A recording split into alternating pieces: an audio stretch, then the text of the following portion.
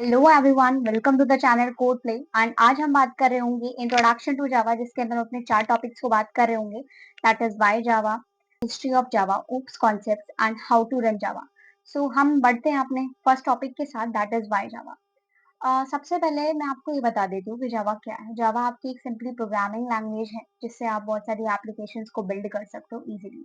Even आप future में एक जावा डेवलपर भी बन सकते हो, बट उसका एक कंप्लीट अलग रोड मैप है, वो हम बाद में आने वाली वीडियोस के अंदर डिस्कस कर रहे होंगे कि आप कैसे एक जावा डेवलपर भी बन सकते हो।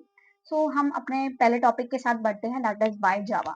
हमारा पहला पॉइंट यहाँ पर है, that is Java is easy to learn. मतलब जावा आपकी एक बहुत ही बिगिनर फ्रेंडली लैंग्वेज है एंड आप इजीली इसके साथ स्टार्ट कर सकते हो। इसका जो सिंटैक्स है वो एकदम इंग्लिश लैंग्वेज जैसा सिंटैक्स है। एंड जावा आपकी इजी टू डीबग होती है, इजी टू कंपाइल होती है एंड जावा को लर्न करना दैट इज वेरी इजी। तो आप जावा के साथ बिल्कुल स्टार्ट कर सकते हो अपनी जर्नी को। Now the second point is Java is versatile. What is versatile means here, आप इसके कोड को एक बार लिखो एंड आप उसे कहीं भी आप उसे रन कर सकते हो। मतलब आप वेरियस सिस्टम्स पे जावा को रन कर सकते हो। सो जावा इसी प्रिंसिपल पे बेस्ड है। मीन्स जावा का जो नेचर है that is versatile and it can be used for programming applications using different platforms. Now the third point is Java is object oriented. Means Java आपकी एक ऑब्जेक्ट ओरिएंटेड प्रोग्रामिंग लैंग्वेज है। Object oriented programming language का मतलब क्या है? जावा classes और objects के ऊपर बेस्ड है। क्लासेस क्या होती है मैं आपको ये बता देती हूँ। क्लासेस मीन्स सपोज आप कोई मशीन बना रहे हो एंड सपोज आप कोई कार का इंजन बना रहे हो, so that engine is called a template. And जो इंजन से बहुत सारी कार्स निकल के आएंगी, आप like there are several cars जो कि आप सिर्फ एक ही इंजन की हेल्प लेके आप बनाओगे, so that engine is called as template. So इस तरह से आप उसे टेम्पलेट बोल सकते हो and that template is called as class. And जो जिससे बहुत सारी कार्स बन रही होंगी एंड सो उन कार्स को बोला जाएगा ऑब्जेक्ट। ऑब्जेक्ट कुछ भी हो सकता है। आपकी आपके हाथ में जो पेन है दैट इज ऑब्जेक्ट। जिस पे आप बैठे हो लाइक चेयर, वो भी एक ऑब्जेक्ट है। टेबल ऑब्जेक्ट है। दैट एवरीथिंग, मतलब a real world entity is an object. So Java मैंने बताया कि आपकी एक ऑब्जेक्ट ओरिएंटेड प्रोग्रामिंग लैंग्वेज है जो कि उसको फ्लेक्सिबल और स्केलेबल बनाता है। आप बहुत सारी लैंग्वेज अगर आप पढ़ रहे होगे, इवन आप जावास्क्रिप्ट या सी प्लस प्लस या कोई भी लैंग्वेज अगर आप कर रहे होगे, तो हमेशा आप उसमें ओप्स का कॉन्सेप्ट पढ़ रहे होंगे। सो बट जावा क्या करती है? सिंपली वो ऑब्जेक्ट ओरिएंटेड प्रोग्रामिंग लैंग्वेज का सिंटेक्स फॉलो कर रही होती है, जो कि उसको स्केलेबल और फ्लेक्सिबल बनाता है। So now the fourth point is Java is scalable. Means Java को हर जगह यूज किया जाता है, including desktop, mobile and applications and so on. So Java is used everywhere and it can effectively run on any operating system and ideal for building applications. So इसी तरह इसी nature of Java की वजह से changing language बन जाती है across multiple sectors and devices. Now the fifth point is Java is platform independent. Means Java platform पे dependent नहीं है। मीन्स जावा की एबिलिटी है कि वो मल्टीपल प्लेटफॉर्म्स यानी कि अक्रॉस डिफरेंट प्लेटफॉर्म्स पे वो रन कर सकती है एंड वो सिमिलरली रन करेगी। आपको हर मतलब हर एक प्लेटफॉर्म के लिए आपको डिफरेंट डिफरेंट सिंटैक्स को फॉलो करने की जरूरत नहीं है। आपने सपोज किसी एक सिस्टम पे लिखा एंड आप उस कोड को डिफरेंट डिफरेंट सिस्टम्स पे रन कर सकते हो इजीली। एंड ही क्रिटिकल नेचर जावा को प्लेटफॉर्म इंडिपेंडेंट, मैंने आपको पूरे 5 पॉइंट्स यहाँ पर बता दिए हैं। थोड़े से एक दो पॉइंट्स को और कवर कर लेते हैं। सो देखते हैं। Java has a rich API, means Java has a rich application programming interface system, जिसके अंदर बहुत सारे पैकेजेस, इंटरफेसेस, क्लासेस, उनके मेथड्स और उनके फील्ड्स के साथ। ये जितनी भी बातें मैंने बोली है लाइक पैकेजेस, इंटरफेसेस, ये सब क्या होते हैं? आपके दिमाग में थोड़ी सी कंफ्यूजन आ रही होगी। इन सभी चीजों को हम बिल्कुल डिटेल में कवर करेंगे एंड आपको बिल्कुल भी कंफ्यूज फील होने की बिल्कुल जरूरत नहीं है। तो जावा के पास ये सारे फीचर्स हैं। इवन पैकेजेस के अंदर बहुत सारे ऐसे मेथड्स होंगे, बहुत सारे ऐसे फील्ड्स होंगे जावा के अंदर। So Java has a rich API. Now the next point is Java is open source. Means Java के जो फीचर्स हैं वो सारे ओपन सोर्स है, जो कि Java this makes building applications cheap and easy. So Java के पास कुछ सपोर्ट ऑफ लाइब्रेरीज भी है, लाइक आप बोल सकते हो गूगल गुआवा, मैवन हो गया, जे हिपस्टर हो गया एंड अपाची कॉमन्स हो गया, जो कि अलाउ करता है डेवलपर्स को एक choice to work with. So Java open source भी है। Now next point is Java is free of cost. Means आप जावा को बिल्कुल फ्री टू डाउनलोड है, आप उसे जाके फ्रीली आप उसे डाउनलोड कर सकते हो एंड आपको कोई पे करने की आपको जरूरत नहीं है। एंड नाउ हम आगे बढ़ते हैं, दैट इज हिस्ट्री ऑफ जावा।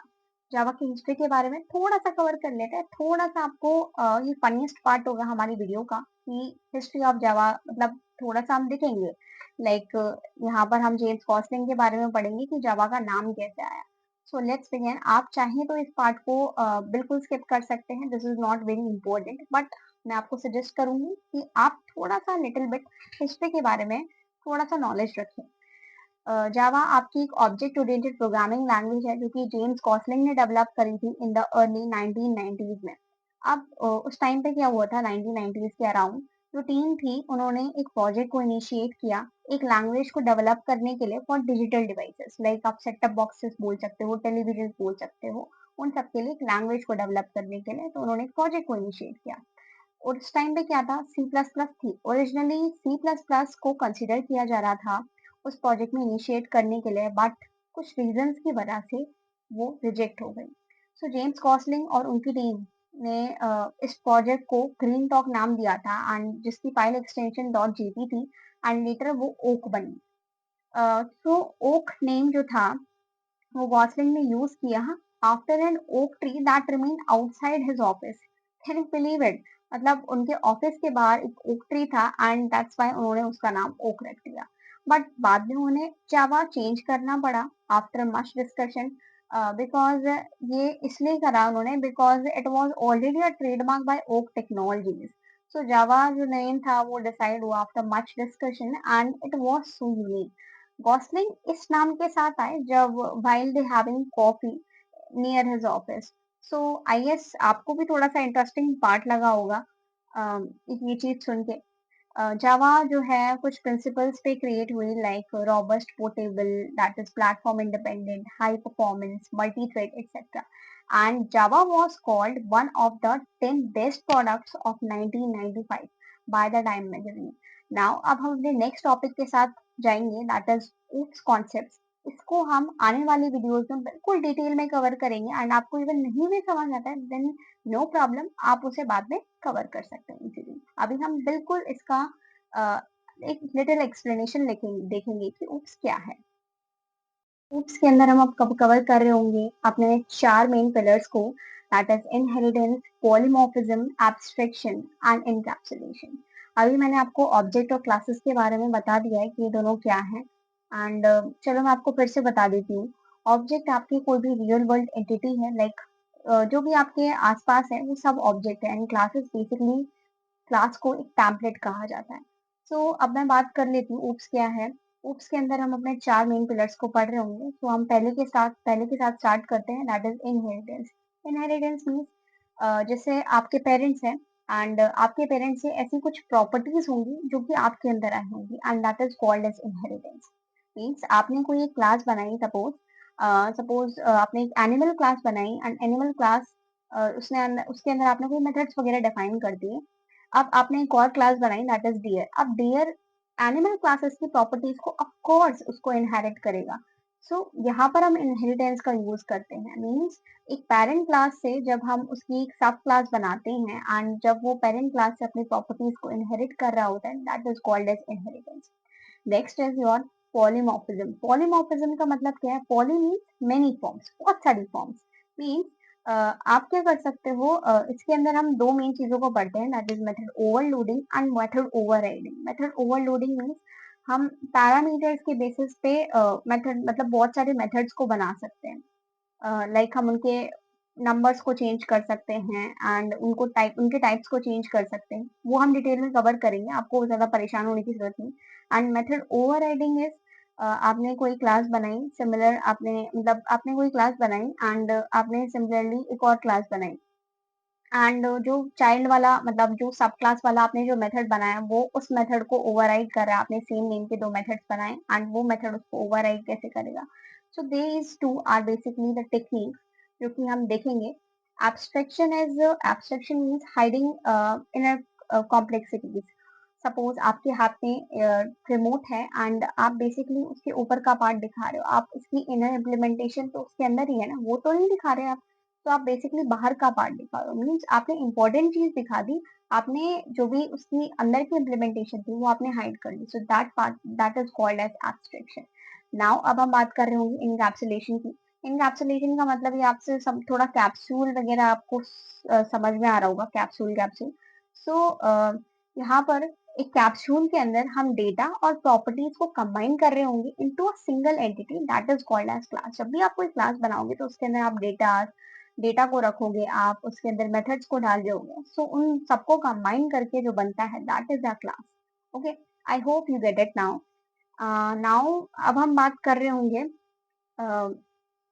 किस तरह से हम अपनी जावा को रन करेंगे, mean how to run Java. सो सबसे पहले हम एक कोड को देख लेते हैं कि किस तरह से जावा का कोड रन होता है, एंड देन हम थोड़ा सा जेवीएम जेडीके को एक्सप्लोर करेंगे कि ये सब क्या है। मैंने यहाँ पे एक फाइल क्रिएट कर दे रही हूँ that is program dot Java. Okay, so मैंने यहाँ पर पब्लिक क्लास प्रोग्राम ऑलरेडी वो लिख दिया है, वो ऑलरेडी हो जाता है by using VS code. So public static